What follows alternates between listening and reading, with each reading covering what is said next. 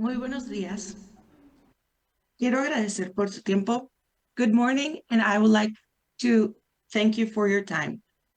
Throughout this presentation, we will try to understand history, culture, and the importance of a book as an object of permanence. And as a first question, I would like to ask, what is history? History in books has been shown as a little bit boring and daunting because of a lot of facts and years we have to learn. And all through our education history, it has been a topic of very, one could say, boring aspect. However, when we introduce culture, we always relate it to arts. When we see books around culture, around our country's costumes, they are always accompanied by colors, images, and all the traditions we do, making us believe that we can empower those traits. And then, what's storytelling? As many of you can relate, this is Song Wukong, and it's one of the greatest epics of Chinese history. Sun Wukong, the Monkey King who liberated all the monkeys and who himself was one of the most prominent characters that created even another more prominent one, which is Goku from Dragon Ball. And why is this story so compelling? Well, because it's filled with emotion, feeling, knowledge, intention, proverbs, which are very rich in Chinese culture, and moral.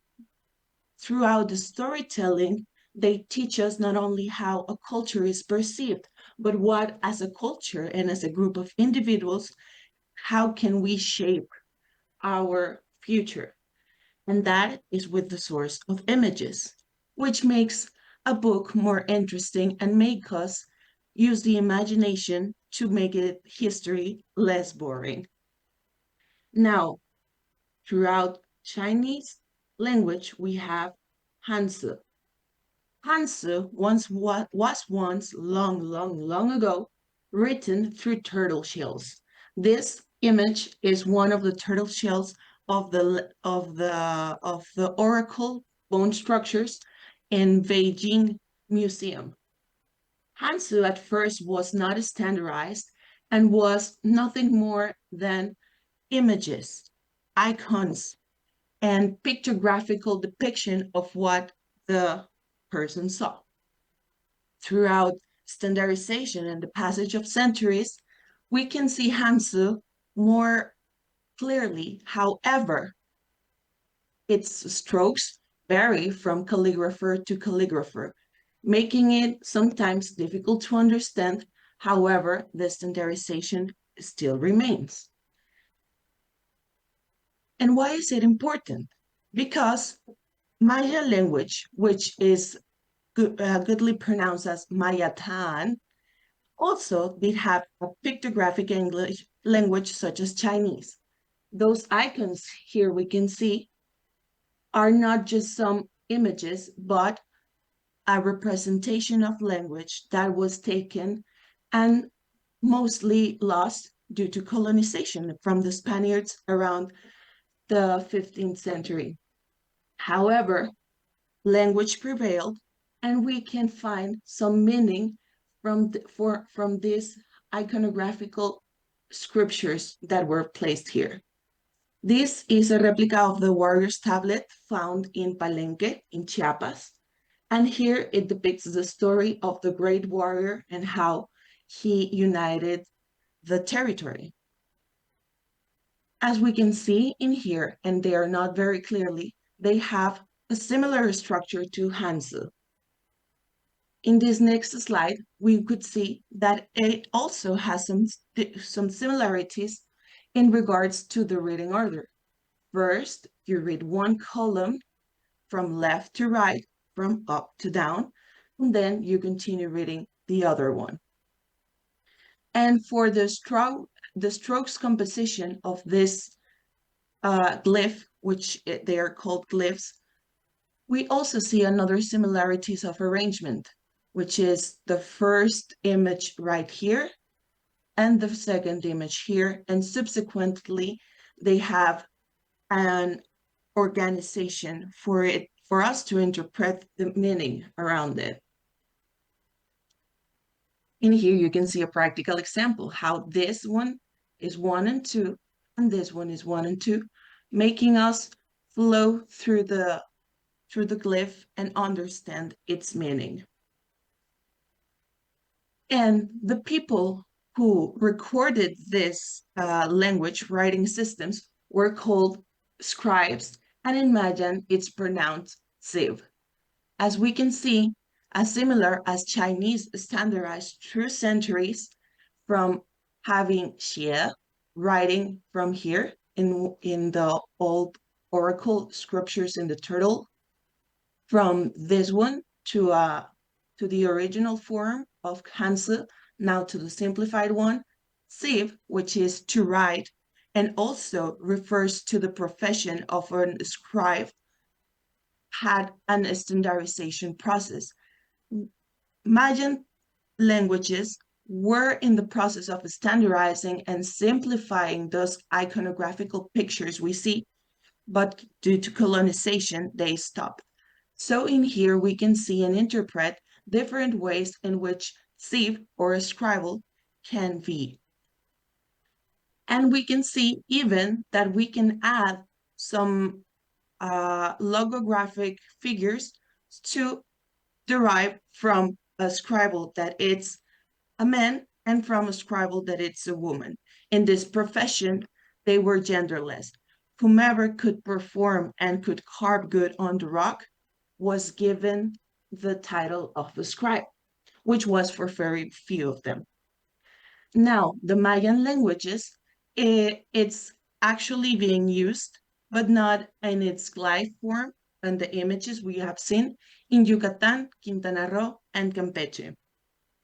And now we will see the most important part of this session, which is how do we prevail language and how do we understand and keep its permanence throughout history as China has done, which is through books, through communication, and through culture. So one of my efforts to prevail and to understand the similarities between two different nations was to prepare a short story of a book of Kinich.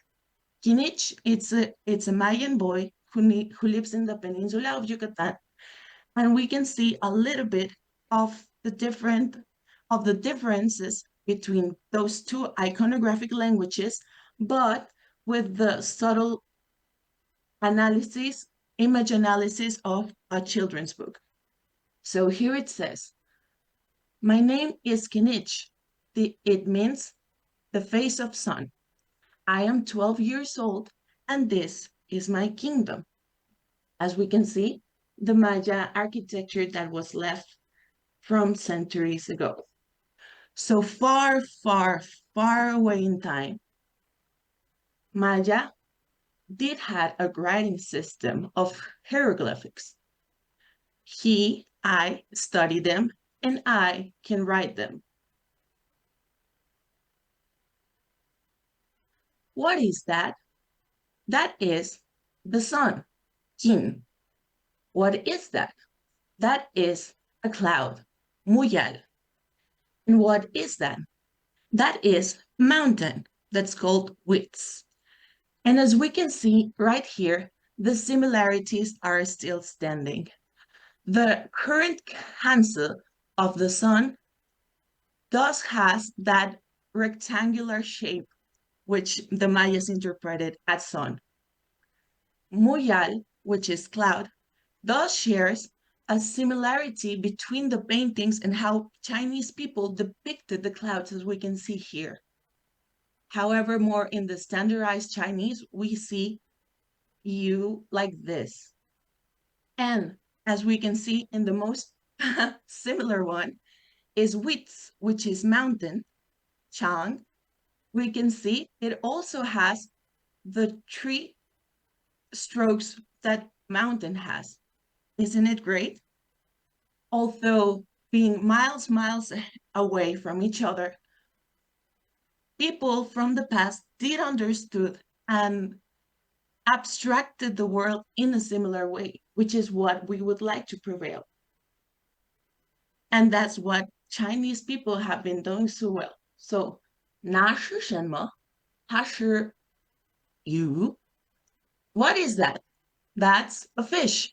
And we can see here that Mayas, for some of their animals, they were not standardized glyphs, but they really did depict the animal itself, which in Mayan culture was due to the fact of respect to the animal. That is fish, very self-explanatory.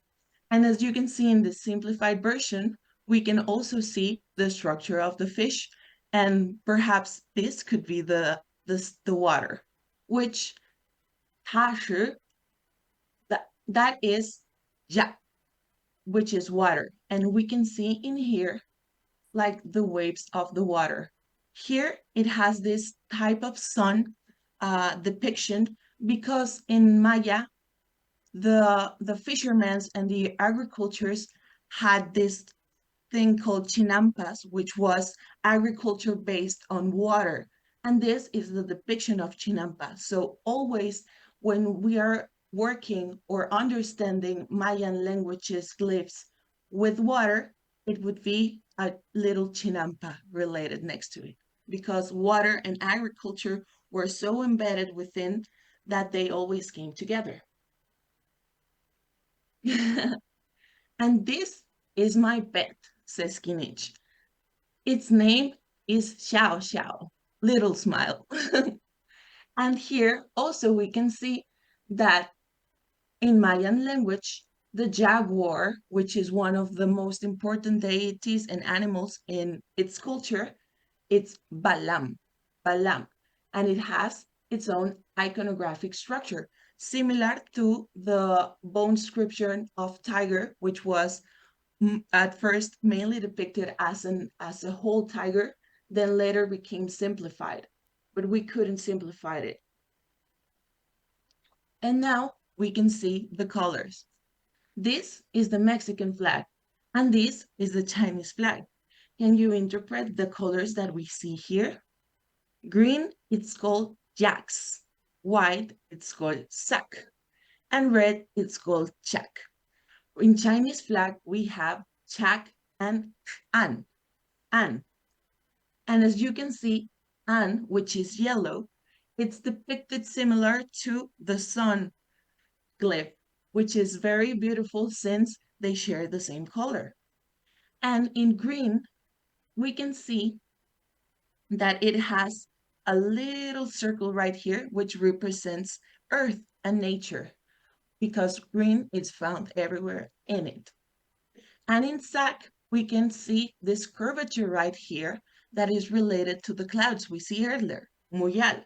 So as we can see and also understand from our Chinese knowledge, that most of the iconographic languages are related to other icons that we can see in other Hanzi or in other lives, making the richness of this language more in a higher sense of understanding of the world we see around. And finally, we can see that although the difference, we are very similar. This is our cat, and this is the Chinese cat. Aren't we alike? So, thank you for having an interest in the similarities, and thank you for giving me a panel to share what two cultures can make stronger from one another and how language is prevailing through learning it and mostly through understanding where does the meaning comes from these beautiful icons we can see. Do you have any questions? The panel is open.